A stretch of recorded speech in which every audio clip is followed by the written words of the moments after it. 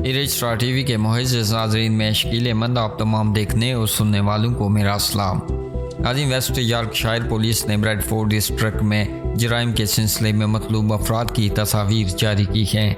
West Yorkshire police ने ऐसे अफराद की मतअद्दद तस्वीर जारी की हैं जिनके बारे में इनके ख्याल में ब्रैडफोर्ड ज़िला में मुख्तलिफ जराइम के बारे में मालूमात हो सकती हैं या इनका तल्लुक़ हो सकता है।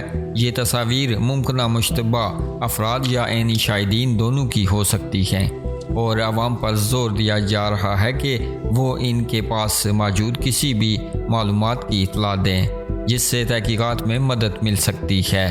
पुलिस ने आवाम को मतनब्बा किया है कि वो किसी ऐसे शख्स के पास ना जाएं जिसके बारे में इनका ख्याल है कि वो तस्वीर में दिखाई दे रहा है। इसके बजाय जो कोई भी इन अफराद में से किसी को पहचानता है इसे वेस्ट यॉर्कशायर पुलिस की वेबसाइट और 101 चैट सहूलत के ज़रिए मालूमात की इत्तला देने को कहा गया है। नाज़रीन, इस वीडियो के हवाले से आप अपनी राय का इजहार नीचे कमेंट बॉक्स में ज़रूर कीजिएगा। मज़ीद ऐसी वीडियोज़ के लिए हमारे इस चैनल को सब्सक्राइब कीजिएगा।